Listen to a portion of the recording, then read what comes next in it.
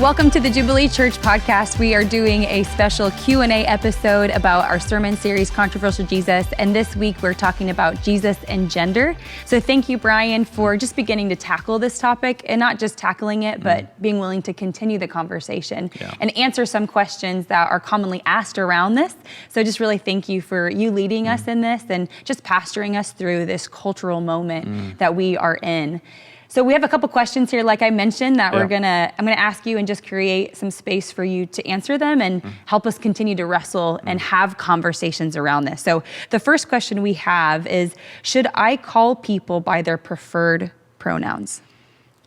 Yeah, this is really the big question. And it's a good question because I think it demonstrates a desire for relationship as well as a desire to get it right. And I understand both sides of the argument and wrestled with it myself, both as a pastor and how I counsel people, but also just personally and in the relationships I have and the people I engage. And there was a time where I just really went back and forth. And I would say on the outset that I get both sides of the argument. I think both sides would make a good case. Ultimately, I'd land on the side of being hospitable with the language, understanding it's shared language. That's a concept I first heard from a guy named Preston, which I've recommended his stuff a lot. But it ultimately could be an issue of conscience because I know some people that would object to say, no, I don't want to use the preferred pronouns if it contradicts with what I think is their biological sex because I feel like I would be lying. And I understand that. And if that is an issue of conscience for you, I wouldn't encourage you to go against it.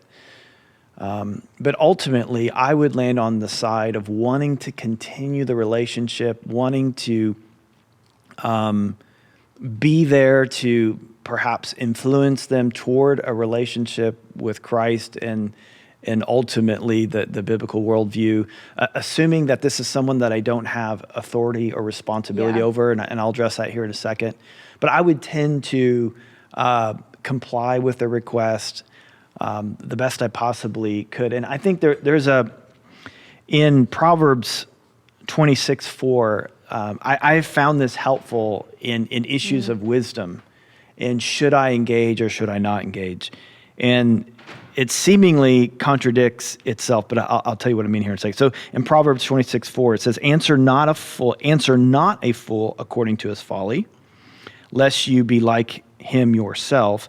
And then the next verse says, do answer a fool according to his folly, lest he be wise in his own eyes. And so it says it depends on the situation. And so the first one is, don't answer a fool according to his folly, lest you be like him. So in other words, that's where the issue of conscience comes in. Like if you feel like, hey, if I engage this person on their terms, I feel like I'm the one who's going to be influenced and I could get caught up in that. And so that's why I would say like, hey, if you feel like you're entering in something that's going to lead you astray, then by no means, then do what this verse says, use wisdom and don't answer a fool according to his folly.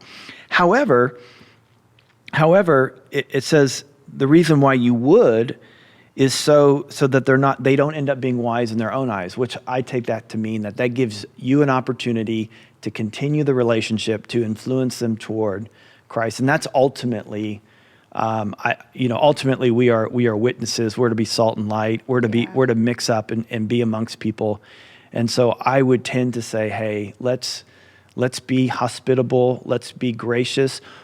One of us is going to feel uncomfortable. So instead of them feeling uncomfortable, I would say, you know what? I'll be the person who's uncomfortable and I'll do what maybe doesn't feel natural to me for the sake of relationship and for the sake of being able to communicate the love of Jesus some way, somehow. Yeah, that's really helpful. Now, if this was my child, it would be a bit different. I would not comply to that. I wouldn't call, if my child wanted me to call them something different, I wouldn't do that. If I had that kind of authority, responsibility over their life, I would say, no, that's not who you are. This is who you are. And I've been given that responsibility by God.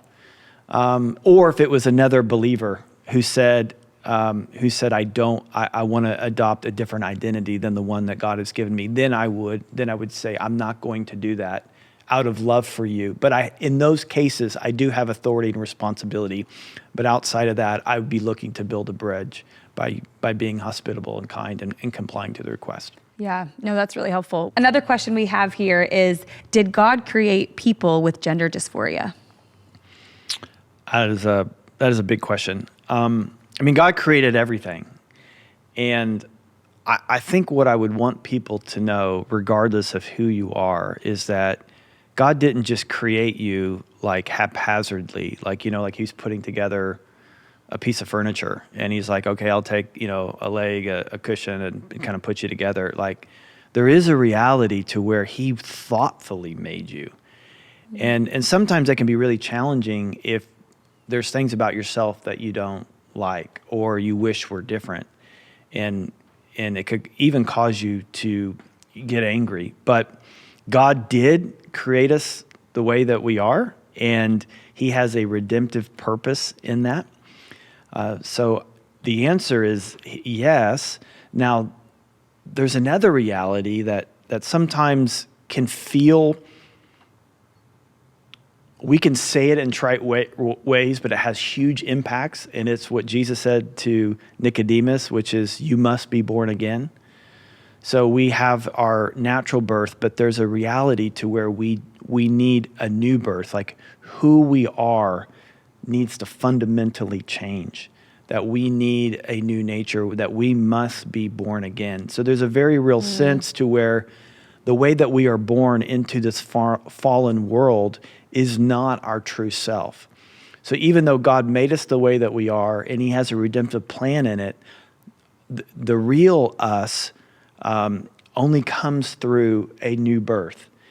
And then that leads to a life of discipleship where Jesus says, come, deny yourself, deny who you were, and come follow me into this new identity and life.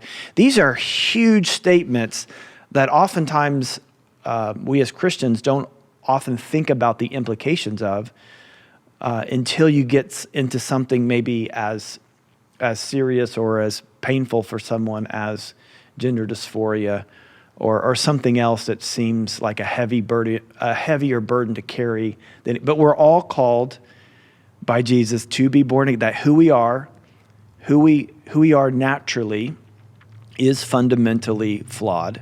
We all need to become a new person. That is to say that we all need to be born again. We all come to Jesus not on our own terms, but we are, again, to deny who we've been, set that aside, and enter into this new resurrected life that God has for us. And that's a constant battle. I mentioned this in the sermon on Sunday, that the mind of God and the mind of our flesh are in this battle in the same way. And we often give in to the mind of our flesh and not give in to the mind of God. But that's for all of us. So simply put, yes, he did. But there is a redemptive purpose in it. He wants to use your background and experience and everything that you are, which includes your gender, but it's bigger than your gender, excuse me. And, but yeah, the call to be born again and the road of discipleship is the path we all take. That's good. A common question that we hear from parents is, how do I talk to my kids about this? Yeah, this is huge. In fact, it's one of the big reasons why I want to do this podcast. And, I'm pouring over my notes on what I would say in the message on Sunday. And there's so much I wanted to that I didn't have time to. And one of the things that's really on my heart is I do want to help parents. And as a parent, I think about this a lot. And as a pastor wanting to help people parent, here's what I would say. You need to talk to your kids. And you probably need to talk to them sooner than you think you do. And because this is out there in culture. And really the big, I guess, cultural hot button is that this is being brought up in schools. If your kid, especially if your kid goes to public school, but even if your kid doesn't go to public school, it's getting brought up in other circles. So just because they're not in the public school environment doesn't mean they're not going to get exposed to this. It's in Disney movies. It's everywhere. And so you need to talk to your kids about it. And I think you need to be thoughtful about it because it's not just, you obviously don't want them to adopt a worldview that's outside of scriptures, which is quote unquote a worldly worldview, but also you don't want to raise religious kids either. And I think the way that you get around that is that you are clear about what the Bible says about gender, what it says about the body and how God's made us. But you also want to speak very compassionately about those who would identify as transgender, and not to be derogatory. It's not kind, it's not godly, but I think your kids will pick up on that. The good news and bad news about kids, particularly if they're 13 or younger, is they're very impressionable. That's why we're concerned, is because we see our kids as so impressionable. And so they'll pick up your tone as well as what you say. And so if you speak negatively out of fear, like, oh my gosh, don't be like this, then that'll backfire. It may mean that, I think where your kids go to school is a really big deal. And I would think carefully about where you send your kids to school, particularly once, through middle school. There's a lot that's being taught out there that isn't helpful. So I would, the decision of where to send your kids to school, I would be very thoughtful about that decision. I would read lots of books. I've recommended a few on Sunday.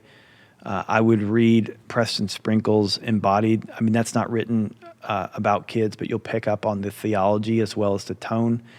There's a book by Mark Yardhouse about sexual identity that's specifically toward how to talk to your kids. It's geared toward youth ministry, but as you have preteens and teens, it's a great resource as well as many others. But I would read up on the subject. I'd be very thoughtful in how I talk to my kids, but I would have definite conversations with them. That's really great. I think another layer to that same question about talking with your kids, parents want to know, how would you encourage them what to do if their child tells them that they identify as a gender that differs from their biological sex? Don't freak out. That would be the big thing. I mean, if it depends what age they are. I mean, if they're younger and they're like, they heard something, they're 6, 7 years old, and they just kind of heard something. I mean, that's a little bit different than if they're, 13, 14, 15. That's a bit in a different category. And that's probably the kind of age I'm thinking about. And don't freak out, because they are coming to you. First thing I would want to tell every parent is I would almost rehearse this in your mind.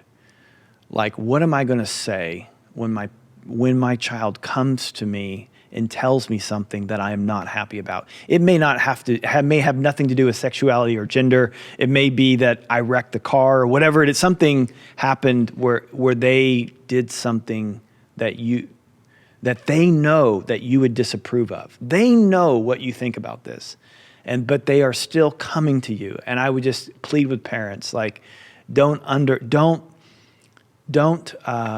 abuse that real gift that your kids are coming to you. So don't freak out.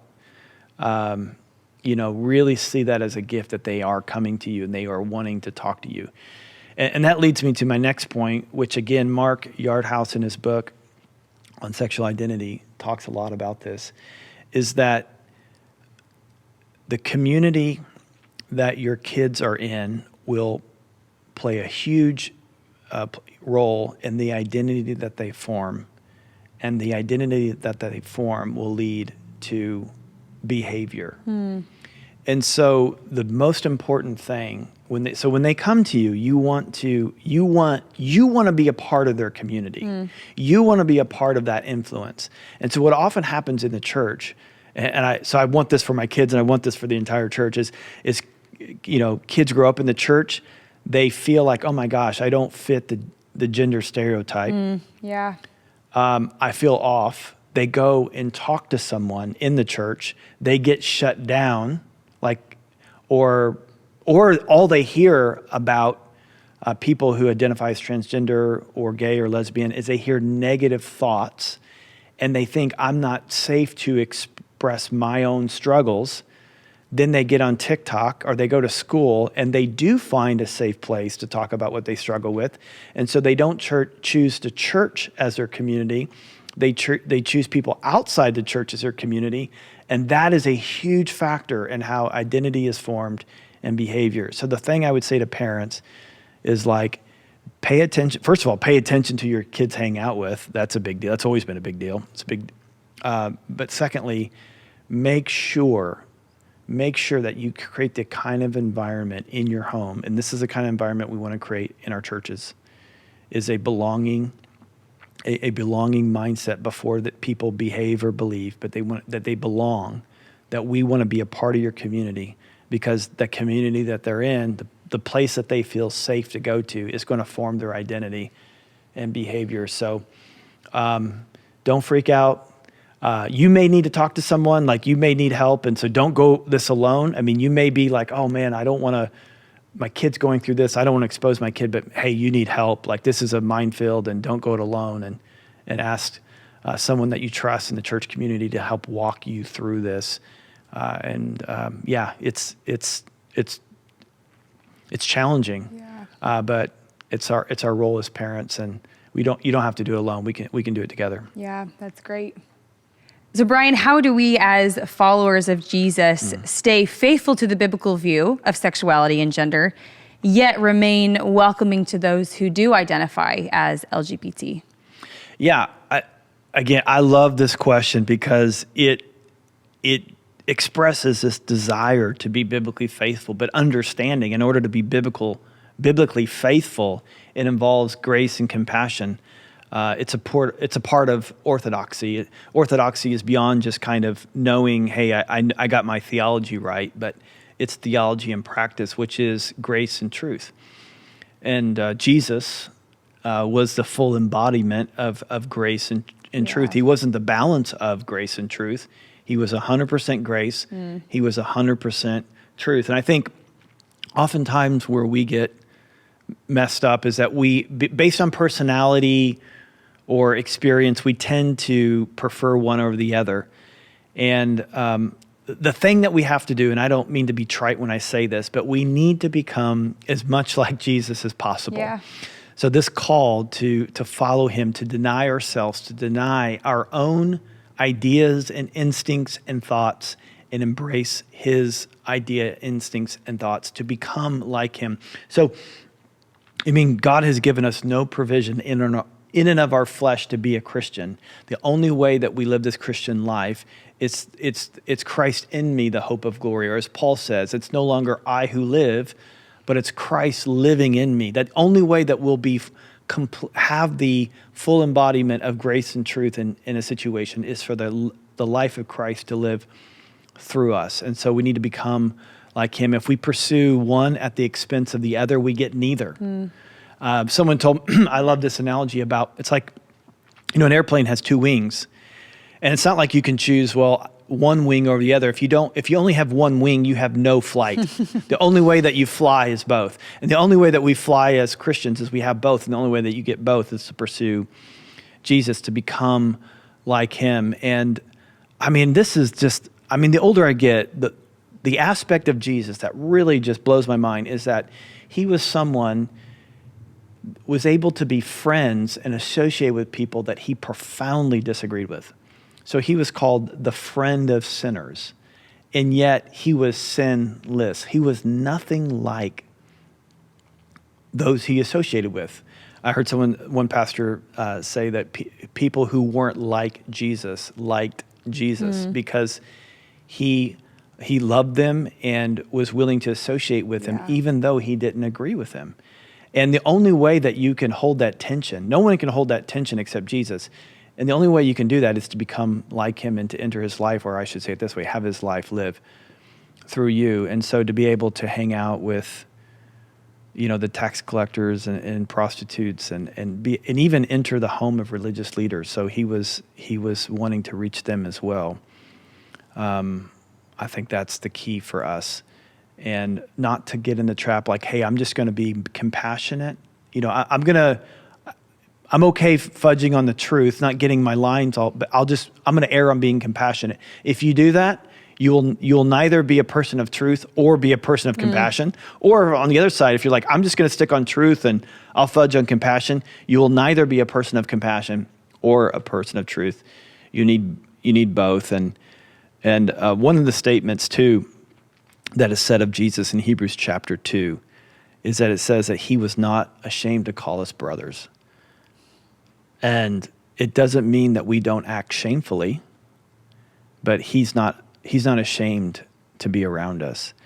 And I just think like that's so huge that we shouldn't be ashamed or hesitant to be around others and to really associate with them, to bring our love, our compassion, our presence, and to see them as they are. And but yet through our life, people know what you believe. I mean, most people you don't have to always say it. I mean, people know what angle you're coming from. So I think that should free us just to be loving and welcoming, and at the right time, be able to express, hey, this is what Jesus says. And that's what discipleship is all about. Yeah. You lead people to a place to where they meet Jesus. We don't preach morality. We preach resurrected life, the hope in Jesus. Now, once they say, hey, I see Jesus in you and I see Jesus in this community and I want him. I want that. Then comes discipleship, which is like, okay, like all of us, we need to be willing to ask those who want to follow Jesus to put at the foot of Jesus everything that they are, including their sexuality, in their view of themselves, their own identity, and put it in submission to the lordship of Jesus and say, come with us as we follow him. Let's throw ourselves toward him. He's our hope. He's what we're after. And we all do this together. And but not so anyway. So I think we pursue Jesus, follow Jesus. We show people Jesus, and then once they say, "Hey, I'm ready to turn from my old life," like Jesus said, "Go and sin no more." So yeah, this is what discipleship looks like. But that's after they meet Jesus, not before. Yeah, no, that's really good. And that's a helpful challenge of not to hang out on one of these wings too heavily, one and miss both. So how would you encourage someone who's maybe hanging out more on one of these wings, either compassion or truth, to help meet more of that middle helpful ground? Well, the first thing I would say is it's not as safe as a place as you think it is. So most people make that statement to be safe. Like, I don't know what to do to move. So if they're to move toward truth and so if you're a compassion person, to move toward truth where there's edges and lines, that feels unsafe. And so you stay in a safe place. Or if you're on truth, that you love the lines and the edges, but like to go over to compassion is messy. And will I be compromising? I mean, all good questions. Will I be compromising? Is that the wrong thing to do? Like, it feels unsafe. So to the truth person, compassion feels unsafe. To the compassion person, truth feels unsafe. And the idea in following Jesus, no one ever said it'd be safe. Innocent as doves, wise as serpents. I'm sending you like sheep among wolves. When does that ever turn out good for the sheep? Never. And so I think it's about embracing that life. And again, I said this earlier, but I know it's trite, but we really have to press into Jesus. If you're trying to live this Christian life, if you're trying to be compassionate in your own strength, if you're trying to abide by the truth in your own strength, this Christian life isn't about you doing what you think a Christian should do. This Christian life is about Jesus, the power of Jesus living in and through you. And it just causes us to rely more on him. And so I know that sounds like obvious and trite, but it's leaning into him. When we feel unsafe, when we feel unsure, it's not giving into our fears and insecurities, but it's laying our insecurities and fears at the feet of Jesus and allowing his power to be perfected in our weaknesses. That's great. Another question we have here is, do we have a responsibility to engage the wider culture on this issue? Yeah, I mean, we are salt and light, and I do think that we should have an impact on culture. I think how we have that impact is really important. I think, of course, it's really important to remember that ultimately what people think of Jesus is the most important thing. Yeah. How people what people think of Jesus is so critical, and that is our main way that we are salt and light, is that we communicate the gospel, that we want to be gospel-centered, that we put him at the center. We don't put morality, we don't put our own ideas, we put Jesus at the center. Now, and then through Jesus living in and through us, we're going to change things, we're going to affect things. I think how you engage these conversations is really important. And I think there's some good questions to ask people who have an alternate view as you, but before you do that, you really do have to understand where they're coming from. And Jesus would do this. I mean, Jesus, you probably heard this before, but Jesus asked more questions than he answered, which is mind-boggling. If there's anyone who should just monologue and never listen, it should be Jesus. But he did not ask questions to learn. He asked questions. He listened to love. And so we love people, and we want to express that love through asking questions. And one of the things that we need to understand about where people are coming from is we all have a different framework. You have a framework, I have a framework. And in one of his books, or maybe it was a talk he did, but he had Mark Yardhouse, he has these three different, he's a Christian scholar, probably the foremost Christian scholar on the topic of sexual identity. And he says that people see this through three different frameworks. The first one is the design framework, or I think he calls it the integrity framework, where God created us male and female. This is the way that we are born. There's a binary. Anything that goes outside of this binary is immoral. This is mainly held by Christians, but others do too. Then there's the disability framework, that this is not. This is of no fault of their own. This is not immoral. This is something that needs to be treated with lots of compassion. And then there is the diversity framework, which is, this is like, not only is this not immoral, it's not a disability. This should be celebrated. So I don't want to view this as a design thing that's immoral, but I don't want to view this as a disability thing either. This is not a disability. This is who I am, and this should be celebrated. Or this is who they are, and this should be celebrated. I mean, I even felt this a little bit when I did my talk on Sunday. It's like, as I'm talking about, we should have compassion for people with gender dysphoria. Some people would say, no, that we shouldn't have compassion. We should be celebrating this. And so understanding what framework people have in this conversation is going to make a world of difference, because if you don't do this, you'll end up in a shouting match. And so I don't know if you ever talked to someone who didn't speak English, and what you end up doing when they don't understand what you're saying, you just talk louder and slower, and that doesn't actually work. But often as Christians, that's what we do. Yeah. We talk louder and slower. Like, how come people don't get our message? It's because they don't see things the way you see them. And until you get into a posture of learning and understanding, it's going to be really challenging you to have this conversation on a one-on-one basis, as well as in the larger cultural issue. Jesus said that in this world that you're going to have trouble, that we are going to be like sheep among wolves, and we're going to feel vulnerable. And I think Christians feel vulnerable, and they want to impact the wider culture. Jesus did said that we would be light, we would be salt, that we would be like lights that pop out in the midst of a crooked generation, that we would be an alternate way of being human, and that we would put on the display of his design. And I think that's the main way that we impact the wider culture, is that we allow Jesus to live in and through us, and that we put his beauty and glory on display in our marriages, as singles, the people of God, and in all thoughts of life, that we put on an alternate way.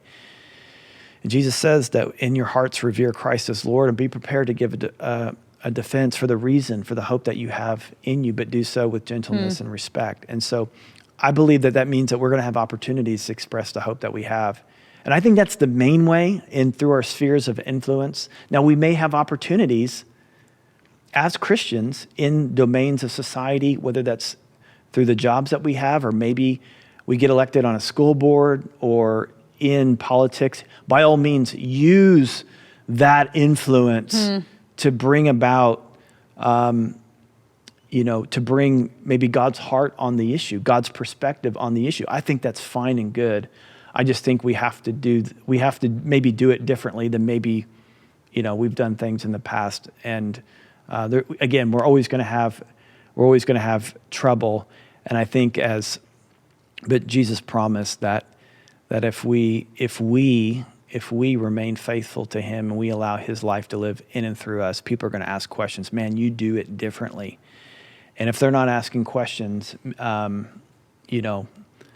maybe we're doing something wrong. We're not being friendly. We're not being engaging. We're not being loving. We just want our agenda to be put on them. But that's not why Jesus came. Jesus came, actually. He did come to bring life and truth, but he came not as a conquering king, but a suffering servant. And so entering into relationships that way is really important. Our posture that we take is really important. I love what you said, Bryan, that Jesus listened to love. And I think that's something we all can grow in doing. So thank you again for taking this time, for answering these questions and encouraging us to continue this conversation and making sure that we are led to both the love of Jesus, the hope of Jesus. It's very thought-provoking and helpful. So thank you so much. I hope it was helpful for you as well. And in wrapping up our time here, I do just want to reference the books and podcasts that Bryan mentioned in a sermon Sunday. The first one is Embodied by Preston Sprinkle. And then the next one is Understanding Sexual Identity by Mark Yardhouse. And lastly, Irreversible Damage by Abigail Shrier. Just if you still have questions and things you're wrestling with, I would encourage you to check those resources out. Thanks for joining us, and thanks again, Bryan. Thank you.